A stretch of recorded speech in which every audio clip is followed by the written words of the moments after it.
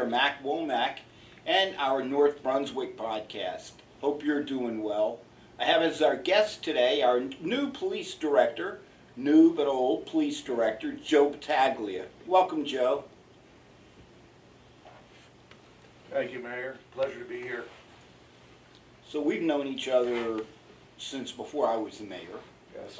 Because I was on the council, and you were a young patrolman at the time. Mm-hmm. An up-and-comer. And now you're the police director, and you were the police chief. Correct. So can you explain for us what's the difference between a police chief and a police director, and how you now have filled both posts? So a police chief is a sworn officer, still has all the police powers of a police officer, power of arrest, stop cars, write tickets, all that. And a police director is a civilian position where I don't have any police power, but I still have the control over the police department, the day-to-day operations at the police department. And so everybody understands, you had risen through the ranks and become the police chief. And when you retired, we have returned to a system that we've had in the past, where we had the police director, and you've come back on as the civilian director. Correct. So the town, in my tenure that I've been here 39 years, we've always had a police director. I believe I was the first police chief since 1981 or 1980 when Chief Canastra then retired, and then we started the system of police directors. And we were talking the other day, and I actually have held every position in the police department, from patrolman to sergeant to lieutenant, captain, deputy chief, chief director. That's quite a legacy. What year did you start? 1986. In 1986, how many sworn police officers did we have? I believe at that time we had probably between 73 and 76, and at that time we were stationed across the street at the old municipal building, which was the original Parsons School where I went to kindergarten. You went to kindergarten there, then you became a police officer there. Yeah, went right back to the same building. And how many police officers do we have now? Currently we're about 83, plus we have 10 Class 3 specials, which are school resource officers specifically for that detail, and 1 Class 2 special. What is your favorite program or the favorite thing that you do through the North Brunswick Police Department? I think that my favorite is that we've started this power program with the youth of North Brunswick, and we're trying to get some juveniles that are on the wrong path. We're trying to get them back on the right path. And I look forward to the future where we could possibly have this relationship where the youth and even the community sees us on a different level and sees us as, people, and not just this authority that drives around in the police vehicles, and let the children know that we are a resource for them. We are human. We play. We want to take them out, play ball with them, and we play. They have volleyball games. We even have with the community. We do the annual bocce ball tournament at the senior center every year, yeah, which Raj loves. Councilman Mayor, he does love that. That's his favorite. So, you as the police director, what are your job? What do you do? Basically, our structure that we have here, my job as the police director is almost identical to my job as the police chief, except that I can't go out. I really can't go out and help on crime scenes. When somebody shoots by you on Route 1, you can't chase after them anymore. Correct. I can't chase after them anymore. I can't stop cars. But basically, as far as the department goes, my role really hasn't changed that much. And the only reason I wouldn't have retired, but with the New Jersey state pension, it's mandatory retirement for police officers at 65. I turned 65 in July, and therefore I had to retire August 1st. So where did you grow up? Grew up actually right around the corner on Oakwood. I lived there most of my life, and then I moved to South Brunswick for 27 years, and then as recently I moved again. But while you were in South Brunswick, you were working in North Brunswick? Yes, yeah. Tell us about your family, what it was like growing up over there in Oakwood back in the 30s and 40s, No, I'm sorry. Almost. It was a great time. I'll tell you, North Brunswick has always been my favorite place. It will always be home to me. I've spent all my life here, even though I moved out. I still come here every day.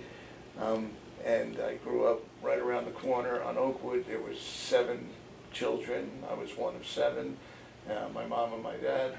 And so, it was 5 bedrooms, 1 bathroom with a shower. So that was as we got older, that was always a battle, like who was going to get in the shower first. We had a schedule.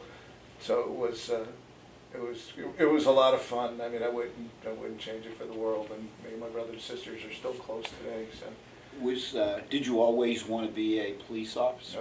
All my life, everything that I had, all my Matchbox cars, my pedal cars, everything was police. I had the whole police uniform. I had, even when I played Matchbox, I was always the chief of police in the little community there. So all my life, I don't know, was a calling, and it's amazing that I dreamed it, and it's been fulfilled, and I'm living it now, and that's why I really don't want to retire. I love my job, I love this community, I love what I do. So I've seen it happen when a young man or young woman or their parents approach you and say, "I'm interested in being a police officer." What do you tell them? What parts of their personality should they look into to decide whether it's really right for them? And if it is right for them, how do you become a police officer in New Jersey? Well, you have to have patience, you have to have compassion. The policing of today is different than when I first came on. When I first came on, there were no cameras. We barely had cars at that time. So now there's cameras in the vehicles, cameras on the officers, which is a benefit to the officer, in my opinion. And you have to have compassion for people. You have to want to help people. And I always say that policing is a calling. It's not just something that you wake up one day and you go, you know what, maybe I'll give it a shot. And whenever I interview these kids that come up, that we're considering for hiring, I always say to them, like, if you don't get this job, what are you going to do? And when they say, well, maybe I'll go be a Spanish teacher or something like that, and I go, well, this probably isn't the job for you. But if they say, I don't care if I don't get this job, I'm going to take every police test, I'm going to continue to try to fulfill this passion that I have to be a police officer, and that's the kind of person that you want. And then the other part of it is that the parents have to understand that this is a dangerous job. Even though it is North Brunswick, it is every day. There's a danger out there. So, the parents have to understand that it's a commitment on their part too, because your son or your daughter is going to be out there on the streets at 3 o'clock, 4 o'clock in the morning, making motor vehicle stops in the dark side of town on Route 130, where it's not well populated. So. I can remember when I first came on and I went out to Route 130 late at night, and it's still probably not as well lit. And pulling over a car at 3 o'clock in the morning when you're alone, and back then we really didn't have the manpower that we have now, so you didn't know where your backup was or when he was coming. And so it's something that you have to experience to really understand. I live on Route 130. On a pretty well lit part of it, but I see it sometimes from my bedroom window. 3 or 4 o'clock in the morning, an officer will pull somebody over, and even today he's in the car by himself, and he gets out, and that's a long walk from the police cruiser to the stop you've made. You could just watch each step, and God bless you guys. We have a program that we run usually every fall, and I would encourage anybody that's interested to check the website, because we'll post it there, but it's the Civilian Police Academy. And it's good for we do this because we try to get the community involved, and like I said, when you're there and you're in that situation, and like you said, that long walk from the patrol car up to the car, not knowing who's in the car, sometimes there's tinted windows, you can't see in the car. It is a long, lonely walk, and I encourage people to come, especially those that don't have that may not be quite as fond as the police. Those are the people that I really encourage to come, because I like to see what it's like on the other side, And in those controlled environments that we have, you know you're not going to get shot when you walk up to the car when you're at the Civilian Police Academy, but you're still nervous, you're still sweating, you're still, the anxiety of it, what's going to happen. And so when people experience that, then they go back and they go, oh, you know what, it's not just this guy driving around in the car doing nothing. And on the other side of that too is it's not all the bad things, it's the good things when you help people, saving lives. And like I said once before, you could be eating lunch and the next thing you know, you're 2 minutes later you're doing CPR on a child. So, your emotions and your anxiety just goes up and down, up and down. What, you mentioned a couple programs now, the Police Academy. We have a junior police academy, right? Yes. And that was a big success this year. Very successful. What is that and how does it? So the Junior Police Academy is almost the opposite of the Civilian Police Academy. So what we do is we try to take these young kids and we try to give them an idea what it's like, and we try to steer them towards the police profession. So we take them, we teach them discipline, we teach them PT, physical training, and then we take them on some trips and we take them to different places, and then at the end there's a graduation where their parents come and we give them certificates, and they learn to march, they learn to salute, and the parents are appreciative of it. They say that their children come back different. The kids are appreciative of it and they really enjoy it, and so much that they come back every year. We have kids that come back year after year after year. And so when you can have a program like that where they voluntarily and they want to come back, that says a lot for the program. And that's also happens with our power program that I talked about earlier. Those kids want to come back. And so that, in my mind, that's a success. What is the education level of most of our police officers? Years ago when I first came on, the guys right before me, a lot of them just came out of the service, in Vietnam, and they used to say they used to have to join the police academy because nobody wanted to be a police officer back then. The pay wasn't good, the hours weren't good, the benefits weren't good. So back then, you got mostly just people with high school educations. And then as we went through the years, it became more of a profession. Like now you have to be licensed by the state of New Jersey, just like a lawyer or a doctor or a nurse, that kind of a license you have to get. You have to get it renewed every 3 years. It's a rigorous process. But now most of our officers have at least a bachelor's degree, and a lot of them have master's degrees. Well, a lot of times when I'm trying to track down a police officer to talk to him about one thing or another, I'll hear, oh, they're out on the range. What does that mean? That's Dunkin' Donuts. That's my range. Yeah. No, so out on the range was twice a year. There's a state mandate that you have to qualify with your service weapon twice a year. And we also carry rifles. So specialized officers, they have to qualify 4 times a year. So when they're out on the range, that's what they're doing. Well, specialized officer means someone who... It's qualified. You have to have almost a perfect score with your handgun before you can even consider carrying a rifle. And then once you carry the rifle, you have to maintain that qualification with your handgun and that qualification with the rifle. So what, to get to something I'm sure a lot of people are interested in, what are our best or biggest traffic enforcement programs, or how do we go about traffic enforcement in town? So Middlesex County has led the state in fatal accidents over the last 3 to 4 years. And so... That surprises me. Yeah, over the last 3 to 4 years. And so we came up with, in North Brunswick, I came up with something about a year and a half ago. It was probably not this January, January before. And looking at the statistics, we thought shoplifting was our bitch because we have Walmart, we have a lot of stores here. And we thought that shoplifting was taking up a lot of the officers' time, taking them away from the road. But when I did the stats, it turns out that motor vehicle accidents, we have a lot of motor vehicle accidents in town. So we started this initiative with our traffic safety, and people may have seen them out there all hours of the day and night. And we are pulling cars over, and we're trying to reduce fatalities, and we're trying to reduce motor vehicle accidents in North Brunswick. And when we approached the county about it, they were so interested in it and they wanted to participate that they went and got a state grant.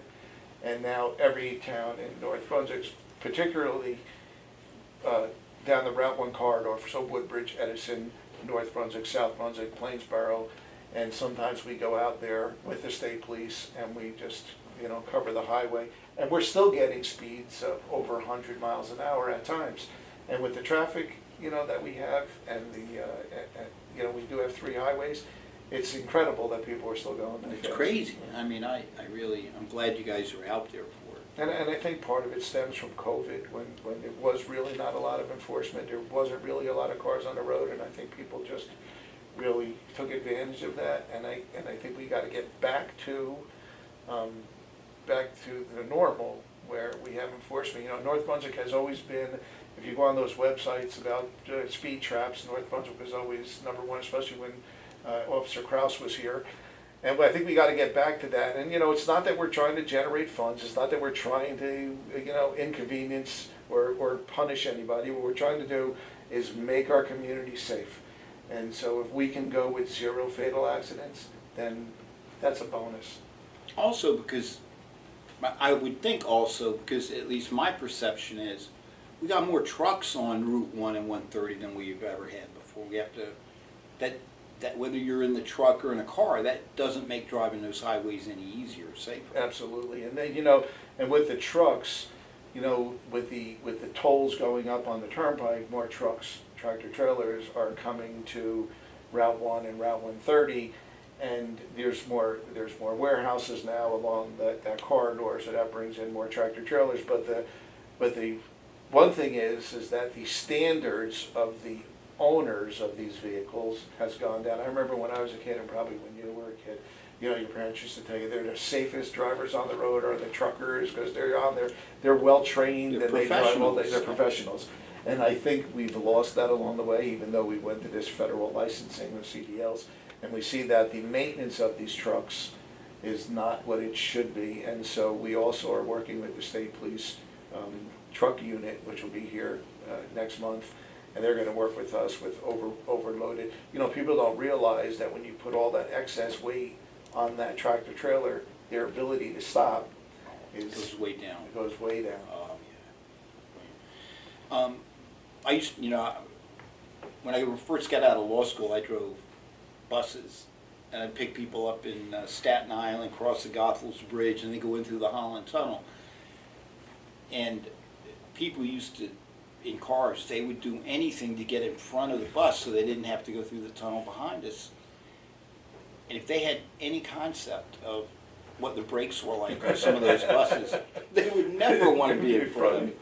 I'm sure it hadn't gotten much better. That's funny. But to answer your question from before, I don't think I did, when you asked about what anyone out there that wants to be a police officer can do. In North Brunswick, we're a civil service department, so we have civil service guidelines, which means you would go to the civil service website, you would find out when there's going to be a test. When you sign up for that test, you can check off the boxes if you just wanted to do North Brunswick, or if you wanted to do county or sheriff, whatever it is. They give the test, you get ranked, and then we would get those North Brunswick residents. We're a residency required town, but a smaller town like Milltown, because they don't have a big pool, they would take from the county list. We only take from the North Brunswick list. And then also, if you truly wanted to, you could, there's a thing called the alternate route. You would check out any academy in the state of New Jersey when their alternate route program is. You would take the test for the alternate route. And basically, it's like you put yourself through the academy, and then you're more marketable for towns. When a town needs a police officer and they're looking, you're They're right ready. there and ready. Yeah. Makes good sense. I know you're the police director and you're not the head of traffic safety, but I think people get confused about the crosswalk law. Can you tell me how does that crosswalk law work, and when do I really have to stop for somebody if I see them near a crosswalk and I'm getting close? I always get nervous. So the crosswalk law is that if anybody's in the crosswalk about to cross the street, then you have to yield to a pedestrian. And that the crosswalk is where it's marked crosswalk. So if it has the lines A lot of them now have, you know, you push the button and the lights flash, and then you can cross the street. So obviously, when the lights are flashing, you have to stop, make sure, because sometimes people cross and lights are still flashing, but you have to make sure it's clear, and then you can go. When somebody steps off the curb, you have to stop. So, in the crosswalks. So if somebody's crossing in the middle of the street, which is considered jaywalking, you don't have to, but you really should just, you know, stop, let the pedestrian go, because sometimes the pedestrians, they think that the law is you have to stop for them. So wherever they are, whenever they want, they step out, and you have to stop. And that's not a bad practice for everybody just to do. And so then there's another law that requires you, if a police officer's got somebody pulled off on the side of the road and they have their lights on, or any emergency vehicle, I think, how does that law apply? Because I hear people, friends who say they got tickets for that and they didn't know why.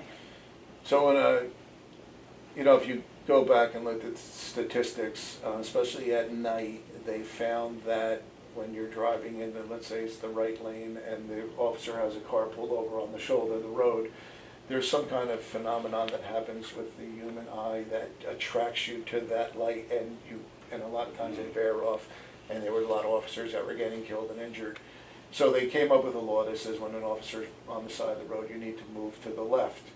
So it's only if it's possible. You don't cut the guy off next to you. You don't ram the car off the road but if you can, you need to move your vehicle over so it gives that officer. Now, that could be if something happens. I mean, I've been on call sometimes years ago when something happened. Then when I stepped back, I was actually standing in the slow lane of Route 1. So that too, if something happens in the vehicle, somebody jumps out at you and you step back, you're right in traffic. So that's why that law was put in place. And we try to enforce that one, right? We do. Because that's really for officer safety. People need to understand it. And even tow trucks that are on the side of the road, you got to give those guys. They're out there, even AAA on the turnpike, right? They're trying to change a tire, and cars are blown by them at 80 miles an hour. So it's a very uncomfortable feeling. I can tell you that. So the last New Jersey law I'm going to ask you about is one that I think a lot of us. I learned about it, not the hard way, thank goodness. But in New Jersey, if you're like on a 2-lane road or a 3-lane road, like Route 130, and you're not going very fast, you can't be in that left lane, right? If you can be in the right lane, you got to be in the right lane. Correct. So the law, when we took our driving test, it said keep right except the pass, so that still applies today. So if you really should stay in the right lane, it's with all the traffic now that's around the whole country, it's very difficult to do. But if you're in that left lane, you need to keep up with traffic. If you're it really is just a passing lane. And if you're in that left lane and you're going below the speed limit, you could get a ticket for impeding the flow of traffic. Yeah, I had a friend who got one. He wasn't happy, but I had to explain to him, I can't do anything to help you, my friend. Yeah. Just talk to somebody who was behind somebody doing 25 on the highway. You'll know exactly why. So before we go, when the question is, don't I call the police department if something's going on? Don't I go down and talk to an officer? What are the factors to consider? Well, I always tell everybody, especially when we have our community meetings, that if you think you should call the police, then call the police. And we can always sort it out after. We are there. We're there 24 hours a day. That's our job. So if you think you should call the police, err on the side of caution and do what you feel. And if we get there and it turns out, or if you call the police desk and they say, this really isn't a police matter, then, but 98% of the times, I would say, the officer's going to come out there, he's going to talk to you, and he's going to resolve your issue if he can, and if he can, he'll steer you in the right direction. Now, 911 is a different story. If it's an emergency, a true life-threatening emergency, then call 911, and again, you'll be directed to, what to do. If it's CPR or get out of the house or whatever it is, you'll be directed to do that by the dispatcher while police respond. So what is the leaving thoughts, the important things that our police director, Joseph Battaglia, wants people to know about the North Brunswick Police Department? We're probably, and I may be biased, but we're probably one of the best police departments in the state of New Jersey. And I've heard that from other chiefs and other agencies and people and officers from other departments.